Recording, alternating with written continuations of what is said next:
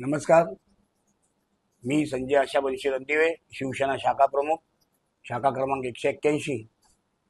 आज मी आमचे मित्र राजा सोडकर, जे माझ्यासोबत निर्भय आंदोलन चळवळीपासून तर महानगर दैनिकेच्या पत्रकारापासून सोबत आहेत, असे माझे मित्र आज उल्हासनगरमधील स्मशानभूमीमध्ये बसवण्यात आलेल्या डॉक्टर बाबासाहेब आंबेडकरांचा पुतळा हा त्या ठिकाणावरून काढून टाकण्यात यावा यासाठी उपोषणाला बसलेले आहेत.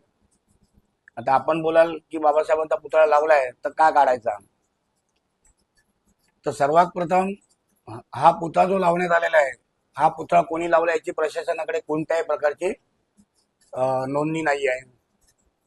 फक्त सन्माननीय खासदार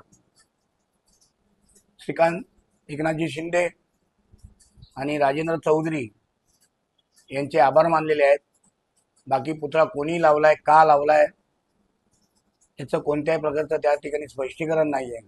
आणि जर पुतळा लावायचाच आहे तर उल्हासनगर मधल्या कोणत्या तरी चांगल्या मध्यभागी ठिकाणी लावावा, स्मशानभूमीत का लावावा, असं माझंही म्हणणं आहे. म्हणून हा पुतळा लवकरात लवकर प्रशासनाने त्या ठिकाणी हटवावा ही मी सरकारला विनंती करतोय. आणि माझे मित्र राजे सोडकरांना मी जाहीर पाठिंबा जाहीर करतोय. जय भीम, जय हिंद, जय महाराष्ट्र.